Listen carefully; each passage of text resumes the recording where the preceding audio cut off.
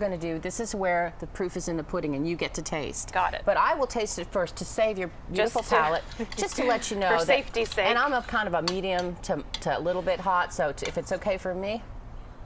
Good.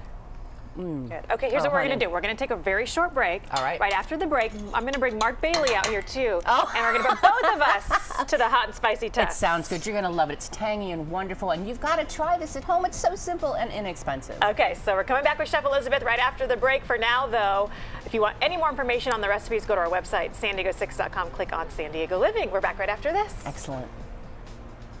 I had heard that. The stop sign there in town. You know, it only has the one stop sign.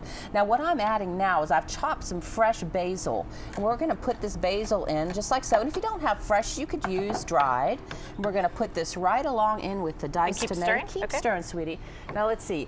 You got all my favorite things in here. I'm still nervous about those red peppers, and I refuse to lose sight of them. I promise that you're not going to burn your palate. And speaking of that, we're going to talk about some tricks here, okay? Okay. When you're cooking and you have something hot and you got some tender palates in your house, there's a couple things you can do to tame it. For one thing, you can trick your taste buds by adding sugar. This is natural sugar. Really? We're going to sweeten up that tartness. It'll trick your taste buds. It won't be such a shock to them. That's one thing. Okay. This is not a dish you're going to serve your 2-year-old unless your 2-year-old has a spicy palate, and I've seen it. Believe me, I have seen it all.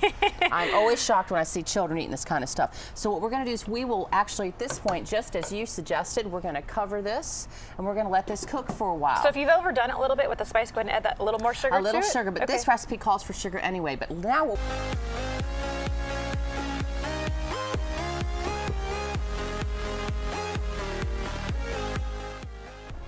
I think hot and spicy is on my diet. Yeah, and it is International Hot and Spicy Food Day, so Yeah. Chef Mark is Elizabeth rather is treating hot, us. never mind. So what note do you usually hit when you taste the hot and spicy?